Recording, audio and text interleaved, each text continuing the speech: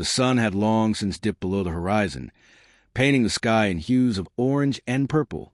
A cold wind swept through the desolate plains, carrying with it whispers of secrets buried deep within the earth.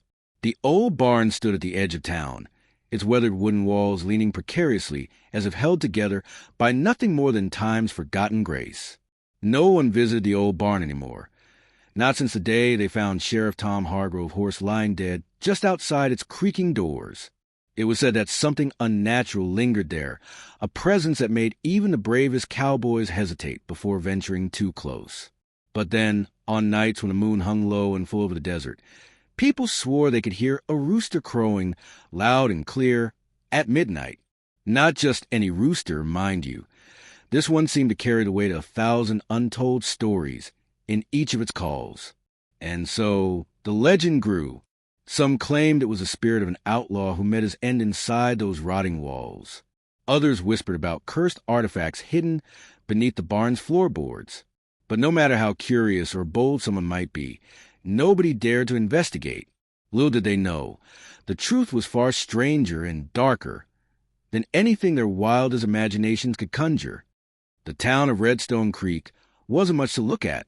Nestled between two jagged mountain ranges, it consisted of little more than a saloon, a general store, and a church whose bell hadn't rung in years. Dust coated every surface, and the occasional tumbleweed rolled down Main Street like a ghost searching for answers. Most folks avoided the outskirts where the old barn stood, but not everyone stayed away. There were rumors, after all, and where there are rumors, there are always those willing to chase them. One such person was Jake Carter, a young drifter with a knack for trouble and a heart heavy with regret. He arrived in Redstone Creek late one afternoon, riding a scrawny brown mare that looked as tired as he felt. His hat sat low over his eyes, hiding the sadness etched into his face. Jake had come seeking redemption, or maybe just distraction, but what he found instead was a mystery that would change him forever. As dusk settled over the land, Jake wandered toward the edge of town, drawn inexplicably to the old barn. Its silhouette loomed against the fading light, a dark stain on the otherwise serene landscape. Up close, it smelled of decay and dampness, the kind of place where shadows seemed alive. Despite the warnings buzzing in his mind, Jake dismounted and tied his horse to a nearby post. As he approached the entrance, a sudden gust of wind sent loose planks clattering to the ground. Somewhere in the distance, a coyote howled. He hesitated, hand hovering over the rusted latch. "Maybe I'm crazy," he muttered under his breath, though the words carried little conviction. With a deep breath, he pushed open the creaking door and stepped inside. The interior was dimly lit by the last rays of sunlight filtering through cracks in the walls. Cobwebs draped from the ceiling like tattered curtains, and the air was thick with dust. In the center of the room stood a decrepit workbench, its surface cluttered with tools long abandoned. Along one wall, several rusted farming implements leaned against the wood, their once sharp edges now dulled by neglect. But it was the faint scratching sound coming from somewhere deeper within the barn that caught Jake's attention. "Hello," he called out, his voice echoing off the walls. Silence answered him, save for the persistent scratching. Against his better judgment, Jake followed the noise, moving cautiously through the musty darkness. The sound led him to a trapdoor set into the floor, partially concealed by a pile of hay. Kneeling down, he brushed the straw aside and examined the hinges. They looked sturdy enough, despite the barn's overall state of disrepair. Using both hands, Jake lifted the heavy lid and peered into the hole below. What he saw froze him in place, a narrow staircase spiraling downward into blackness.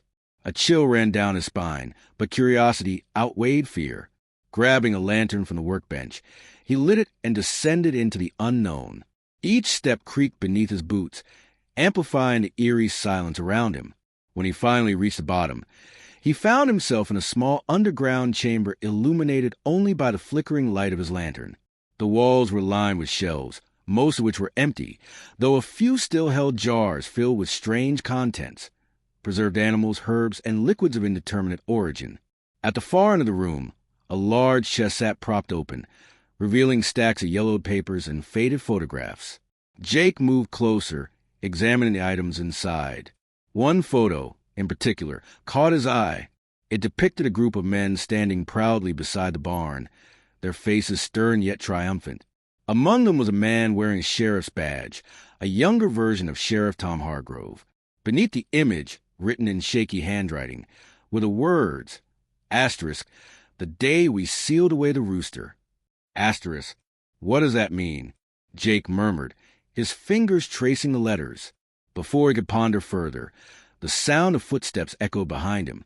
Spinning around, lantern raised high, he saw a figure emerging from the shadows, a wiry old man with wild gray hair and piercing blue eyes. "You shouldn't have come here," the man growled, his voice raspy but commanding. "Some things are meant to stay buried." "Who are you?" Jake demanded, clutching the lantern tighter. "And what is this place?" The old man sighed, running a gnarled hand through his hair. "My name is Henry Grimes. I used to live here, back when this town still mattered. That chest contains the history of a tragedy no one wanted to remember. You see, the rooster isn't just some random animal. It's a curse, a punishment handed down by forces beyond our understanding." Jake stared at him, unsure whether to believe the story. "A curse? Are you serious?" Henry nodded solemnly. "Oh, yes. It started decades ago, when a traveling preacher came to town claiming he could perform miracles. He promised prosperity, health, and happiness to anyone willing to pay the price. Naturally, the townsfolk fell for it. They gave him everything they had, money, livestock, even their children's futures. But when the preacher vanished without fulfilling his promises, the anger turned to desperation. And the rooster? Jake prompted, sensing there was more to the tale. The preacher left behind a single gift, a golden rooster he claimed would bring good fortune to whoever possessed it. At first, it seemed true. The owner of the rooster prospered, while others suffered. But soon, the creature began changing. Its feathers turned black, its eyes glowed red, and it started crowing at impossible times. Like midnight, people began dying mysteriously, their bodies found drained of blood. Eventually, the townsfolk realized the rooster wasn't a blessing, it was a demon. Jake swallowed hard, the implications sinking in. "So they locked it up?" "They tried," Henry replied. "That night, they gathered in this very barn, determined to destroy the thing once and for all. But the rooster fought back, killing 3 men before they managed to seal it away using ancient rituals passed down through generations. The chests hold the records of what happened that night, the incantations, the warnings, everything. Unfortunately, sealing the rooster didn't stop its influence. Over time, the town declined and the memory of the curse faded until no one believed it anymore. But why now? Jake asked, "Why is the rooster crowing again?" Henry's expression darkened. "Because someone disturbed the seal. Either intentionally or accidentally, the ritual has weakened, allowing the rooster to regain strength. If we don't reseal it soon, it will break free completely and Redstone Creek will become a graveyard." For a moment, neither man spoke, the gravity of the situation pressing heavily upon them. Finally, Jake broke the silence. "What do we need to do?" Henry hesitated, clearly reluctant to involve someone else. But after a brief pause, he nodded. "We'll need to gather the original participants' descendants, if any remain, and recreate the ritual. It won't be easy, and it may cost us dearly, but it's the only way to save this town." Thus began their desperate quest to uncover the truth, track down the necessary participants, and confront the malevolent force threatening to unleash chaos upon the world. Along the way, they encountered betrayal, sacrifice, and revelations that shattered their perceptions of reality. And as the clock struck midnight on the final night, the rooster's cry echoed across the plains, signaling either triumph or doom. But that, dear listener, is a story for another time. As the days turned into weeks, Jake and Henry delved deeper into the mysteries of the old barn. The air around them grew heavier with each passing hour, as if the very earth itself was holding its breath, waiting for what was to come. The once bustling town of Redstone Creek now felt like a ghost town, its streets eerily quiet save for the occasional creak of wooden shutters in the wind. Jake spent his nights poring over the ancient documents hidden within the chest, trying to decipher the cryptic symbols and incantations scribbled onto brittle parchment. Some of the writings were in Latin, others in a language he couldn't identify. Henry, with his weathered hands trembling but steady, helped where he could, sharing fragments of knowledge passed down through generations of his family. "These rituals," he explained one evening, his voice barely above a whisper, "aren't just about words or actions. They're about faith, about believing that something greater than ourselves exists." Meanwhile, the townsfolk began noticing strange occurrences they couldn't explain. Crops withered overnight, animals refused to enter certain areas, and an unnatural chill settled over the land even during the hottest afternoons. Fear spread like wildfire, driving some to flee while others stayed, convinced they had no choice but to face whatever horrors awaited them. Among those who remained was Clara Bennett, a young woman whose family had lived in Redstone Creek for generations. She approached Jake one morning at the saloon, her eyes wide with worry. "I know you're looking into the barn," she said softly, glancing around to ensure no one else was listening. "My grandfather used to talk about it when I was a child. He said there were things buried there that shouldn't be disturbed." Jake nodded, leaning closer. "What kind of things?" Clara hesitated, clearly torn between fear and curiosity. "He never told me exactly. Just that it involved people making deals they shouldn't have made, and paying the price for it later." Her voice dropped to a near whisper. "And he always warned me never to go near the barn after dark." Her words added another piece of the puzzle, but they also raised more questions. Deals? What kind of deals? And who had made them? The search for answers led Jake and Henry to the outskirts of town, where the forest met the plains. Beneath the canopy of towering pines, the sunlight struggled to penetrate, leaving the ground shrouded in perpetual twilight. Here, they discovered remnants of an old campsite, charred logs, rusted cooking utensils, and faded footprints etched into the dirt. It was here, according to Henry's recollections, that the original ritual had taken place. "Look," Henry pointed, kneeling beside a cluster of stones arranged in a circle. At their center lay a small, ornate box carved from black wood. Its surface bore intricate patterns resembling vines intertwined with flames. Gently prying it open, they found inside a single feather, jet black, iridescent, and impossibly beautiful. "This is it," Henry breathed, his voice filled with awe and dread. "A piece of the rooster itself. Whoever took this must have weakened the seal." Jake stared at the feather, feeling an inexplicable pull toward it. But before he could touch it, Henry slapped his hand away. "Don't. If you do, you'll bind yourself to its will." Reluctantly, Jake stepped back, allowing Henry to carefully reseal the box. As they left the forest, the weight of their mission pressed harder upon them. Time was running out, and the rooster's influence grew stronger with each passing day. Back in town, they sought out the descendants of the men who had participated in the original ritual. Some had moved away. Others had died, leaving only distant relatives behind. Among them was Marcus Reed, a grizzled rancher whose family name was etched on one of the photographs Jake had found in the chest. When confronted with the truth, Marcus initially scoffed, dismissing it as superstition. But when Jake showed him the photo, his demeanor changed instantly. "My great-grandfather was part of it," Marcus admitted reluctantly. "He never spoke of it, not even to my father. All I know is that he carried guilt until the day he died." With Marcus's help, they located two more descendants, a schoolteacher named Emily Carter and a retired miner named Thomas Grayson. Together, the group formed an uneasy alliance, bound by necessity rather than trust. Each brought their own fears and doubts, but none could deny the growing sense of unease enveloping the town. As the full moon rose higher in the sky, the rooster's cries became louder, more frequent. People reported hearing it everywhere. At midnight, yes, but also at dawn, noon, and dusk. Its voice echoed through the canyons, reverberating off the mountainsides, driving some to madness. Animals fled the area, leaving the plains eerily silent except for the haunting sound of the rooster's crow.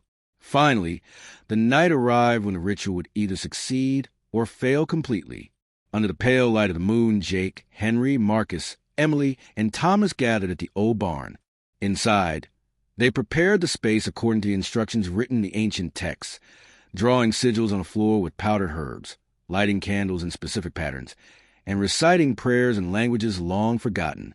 But little did they know, someone else had been watching them. Their every move, their every word. A figure cloaked in shadow stood just outside the barn, unseen yet ever present. This person had plans of their own, plans that didn't align with the group's intentions. For within the barn lay not just the power to seal the rooster away, but also the potential to harness its strength for personal gain. As the ritual reached its climax, the barn shook violently, its walls groaning under the strain of the unleashed energy. Flames erupted from the sigils, casting eerie shadows across the participants' faces. And then, from the depths of the underground chamber, came a sound unlike anything they'd ever heard, a deafening screech followed by the unmistakable flapping of wings. The rooster had broken free. Panic gripped the group as the creature emerged, its form larger and more terrifying than any of them had imagined. Feathers darker than night flowed around his body, glowing faintly with an otherworldly light. Its eyes burned like coals, locking onto each person in turn, judging, condemning. In that moment, the true nature of the curse revealed itself, not as a mere demon or spirit, but as a manifestation of humanity's darkest desires. Those who sought power, wealth, or revenge had unknowingly summoned it, feeding it with their greed and malice. Now it demanded payment. One by one, the participants fell, overcome by visions of their deepest regrets and fears. Marcus saw his farm burning, his family crying out for help. Emily witnessed students turning against her, accusing her of betrayal. Thomas relived the collapse of a mine shaft, hearing the screams of trapped miners echoing endlessly. Even Henry, the oldest and wisest among them, faced memories of choices he wished he could undo. Only Jake remained standing, clutching the golden feather tightly in his hand. Against all odds, he resisted the rooster's influence, fueled by a determination born from years of searching for redemption. With a final, desperate effort, he thrust the feather into the heart of the sigil, completing the ritual just as the rooster lunged toward him. For a split second, time seemed to freeze. Then, with a thunderous roar, the barn imploded, burying everything beneath tons of rubble. When the dust settled, nothing remained but silence, and a single feather lying amidst the wreckage. Or so it seemed. Far away, in a secluded cabin deep within the forest, the cloaked figure smiled, cradling a small, gleaming object in their hands. The rooster wasn't truly gone. It merely waited, biding its time until the next foolish soul dared to disturb its rest. And thus, the legend continued.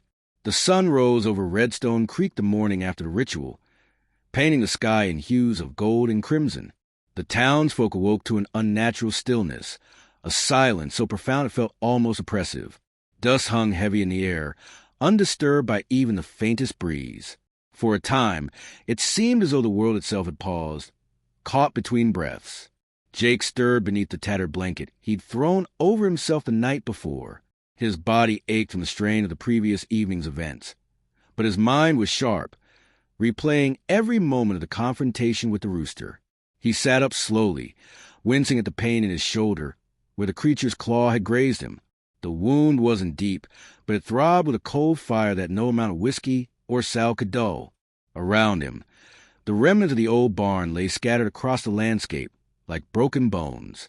Planks that were jutted out at odd angles, their surfaces scorched black by the flames that had consumed the structure. Debris littered the ground, mingling with patches of scorched earth. It was hard to believe that just hours earlier, this place had been the site of such chaos and destruction. Henry was nowhere to be seen. Jake called out for him, his voice hoarse and raw from shouting during the final moments of the ritual. There was no answer. A sinking feeling settled in his stomach as he climbed to his feet and began searching through the wreckage. Finally, he found Henry slumped against a pile of rubble, his face pale but his chest rising and falling steadily with each labored breath. "Are you all right?" Jake asked, kneeling beside him. Henry managed a weak smile. "I've been better," he rasped, "but I'll live. That feather saved us, or at least bought us some time." Jake nodded, though his thoughts were elsewhere. He glanced down at the golden feather, still clutched tightly in his hand. Its surface shimmered faintly in the morning light, as if alive with energy only barely contained. Despite everything they'd done, despite the ritual's apparent success, Jake couldn't shake the feeling that something remained unresolved. The rooster hadn't truly been defeated. Not completely. As word spread to the town about what had happened, people emerged cautiously from their homes, drawn by curiosity and fear alike. Marcus Reed stood near the edge of the crowd, his broad shoulders square but his expression unreadable. Beside him, Emily Carter clutched a satchel filled with teaching materials, her knuckles white from gripping it so tightly. Thomas Grayson shuffled forward, leaning heavily on a cane, his eyes scanning the ruins for any sign of survivors. Jake approached them, holding the feather aloft. "This isn't over," he said bluntly. "Not really. We sealed away, for now, but there's someone else involved. Someone who wanted the rooster free." The group exchanged uneasy glances. "What makes you say that?" Marcus asked gruffly, though his tone betrayed underlying concern. Jake recounted the details of the cloaked figure he glimpsed lurking outside the barn during the ritual. "They didn't interfere directly," he explained, "but they were watching, waiting. And whatever they took with them, it wasn't good." Emily stepped closer, her brow furrowed. "Do you think they're trying to summon it again, or use its power for themselves?" "That's exactly what I think," Jake replied grimly. "We need to find out who they are and stop them before they succeed."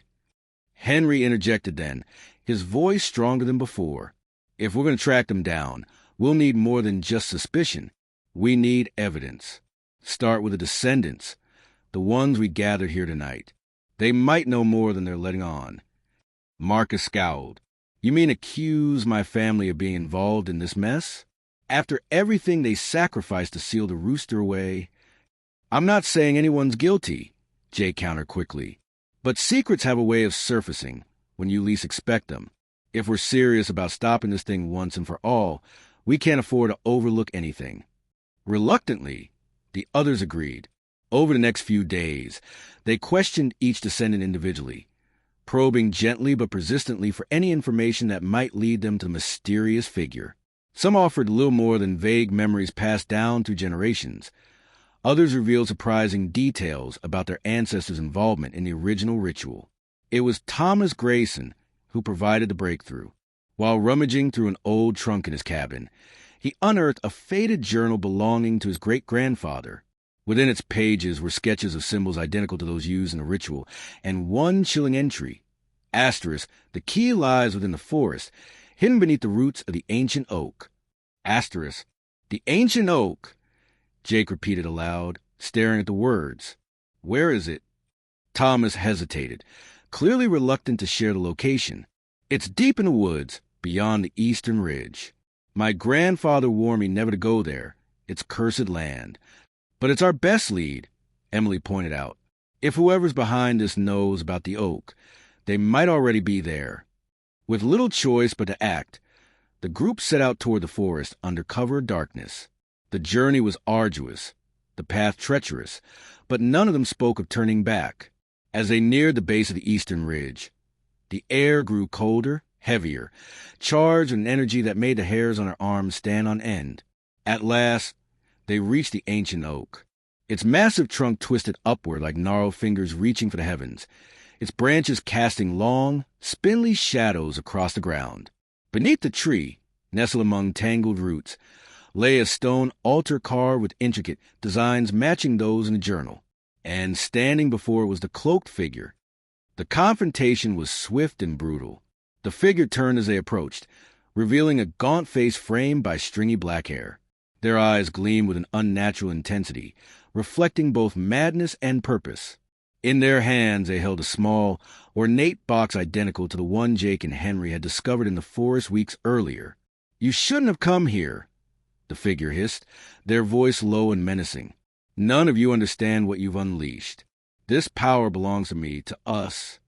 Before anyone could respond, the box burst open, releasing a wave of dark energy that knocked them off their feet. For within emerged a smaller version of the rooster, its form flickering between solid and translucent.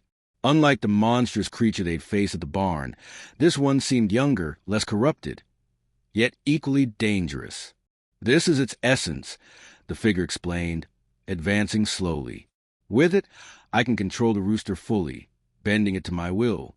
No more curses, no more sacrifices, just pure, unbridled power." Jake scrambled to his feet, the golden feather burning hot in his palm. "You don't know what you're doing," he shouted.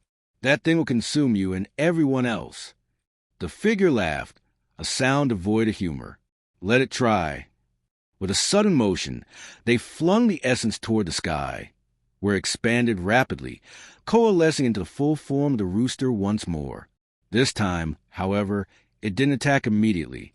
Instead, it hovered above them, its glowing red eyes scanning the group with calculated precision. And then, unexpectedly, it spoke, not with crow, but with a voice deep and resonant, echoing through the clearing. Asterisk, foolish mortals. You think you can command me? I am beyond your comprehension, beyond your control. Asterisk, the cloaked figure recoiled, shock registering on their face as the rooster's gaze locked onto them. Without warning, it lunged, its claws slicing through the air with blinding speed. The figure screamed as they were enveloped in shadow, their cries fading into silence. For a moment, the rooster hovered there, motionless, as if deciding its next move. Then, with a deafening screech, it dissipated into nothingness, leaving only the faint scent of sulfur hanging in the air. When the dust settled, the group stared at one another in stunned silence. None of them spoke for a long while, the weight of what they'd witnessed pressing heavily upon their shoulders. Finally, Jake broke the quiet. "It's gone," he murmured, though his voice lacked conviction. "Isn't it?" Henry shook his head slowly. "Nothing like that ever truly goes away. All we can do is prepare for whenever it decides to return." And so, the legend lived on, whispered in hushed tones around campfires and in shadowy corners of saloons. The old barn might have been destroyed, the rooster seemingly vanquished, but the curse lingered, waiting patiently for the day when another soul would dare to disturb its rest. The days that followed were heavy with an unspoken tension, as though the town itself held its breath, waiting for the other shoe to drop. Redstone Creek returned to a semblance of normalcy, but it was a fragile peace at best. The townsfolk moved about their daily routines with wary eyes and clenched fists, each step taken with the knowledge that something far greater than themselves lurked just beyond the veil of reality. Jake found himself drawn back to the ruins of the old barn time and again, his boots crunching against the remnants of scorched wood and ash. Each visit brought new questions, gnawing doubts that refused to be silenced. Had they truly succeeded in banishing the rooster, or had they merely delayed the inevitable? The golden feather remained tucked safely inside his shirt, its warmth a constant reminder of the power and danger it represented. One evening, as the sun dipped low on the horizon, painting the sky in shades of orange and pink, Jake encountered Clara Bennett near the edge of the forest. She stood there silently, her gaze fixed upon the ancient oak, her expression one of deep contemplation. "You shouldn't be here," Jake said cautiously, approaching her from behind. "It's not safe." Clara turned, her features softening into a faint smile. "I know, but sometimes you have to face the things that scare you most. Otherwise, they'll always own you." Her words struck a chord within him, resonating with truths he tried so hard to ignore. For years, Jake had carried guilt like a second skin, letting it weigh him down until moving forward felt impossible. Yet here he was, standing amidst the aftermath of a battle against forces beyond comprehension, forced to confront not only the supernatural, but also the demons within himself. "What are you looking for?" he asked after a pause. She gestured toward the tree. "Answers. My grandfather used to tell me stories about this place, about how it was sacred, protected by powers older than the rooster. He believed it could help us understand what we're dealing with." Jake studied the oak, its twisted roots stretching outward like grasping hands. There was something almost alive about it, a presence that seemed to hum beneath the surface of the earth.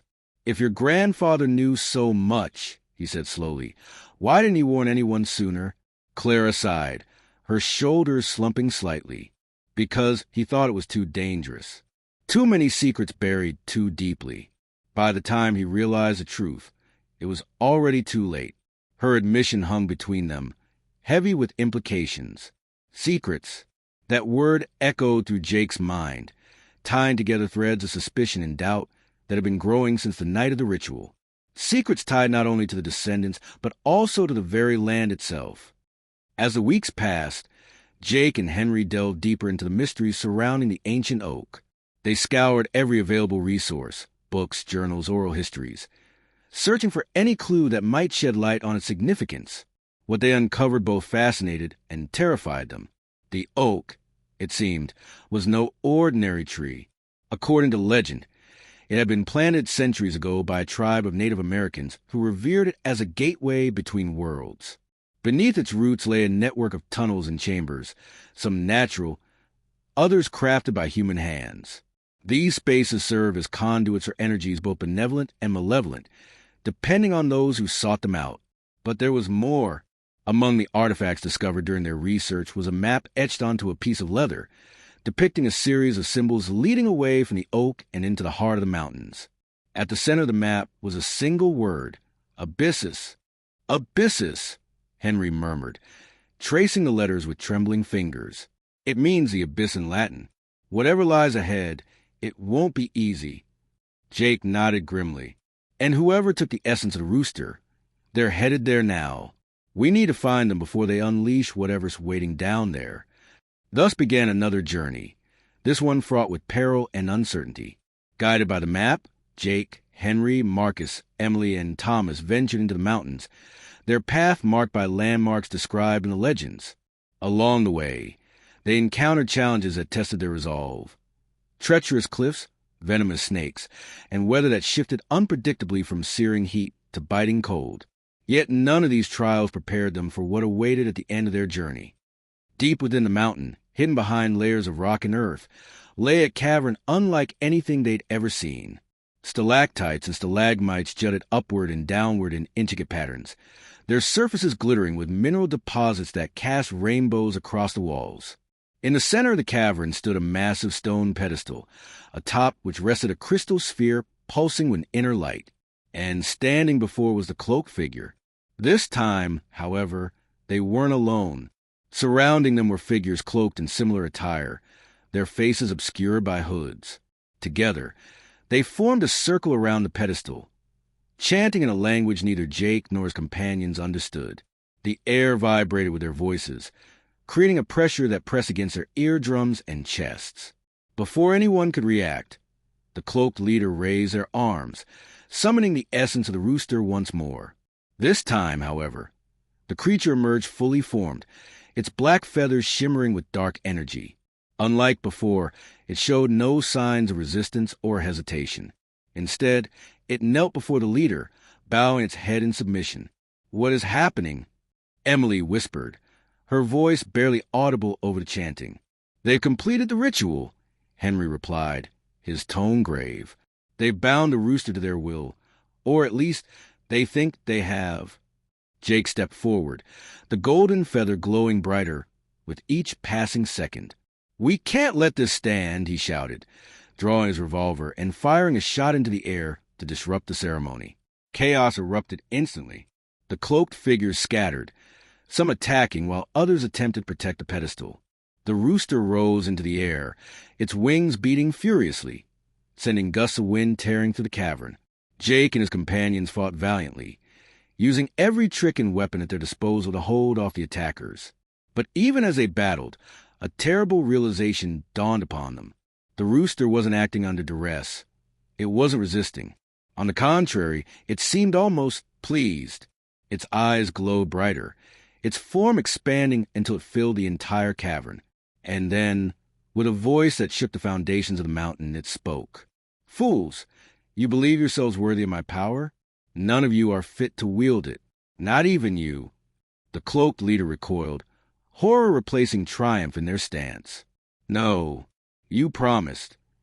The Rooster cut them off with a deafening screech, its claws slicing through the air with blinding speed. One by one, the cloaked figures fell, consumed by shadows that swallowed them whole. When the last one disappeared, the Rooster turned its attention to Jake and his group. For a moment, time seemed to freeze. Then, without warning, the crystal sphere atop the pedestal shattered, releasing a burst of pure white light that engulfed everything. When the brilliance faded, the cavern stood empty, save for Jake and his companions. The Rooster was gone, not sealed away, not defeated, but simply absent. Back in Redstone Creek, Life resumed its rhythm.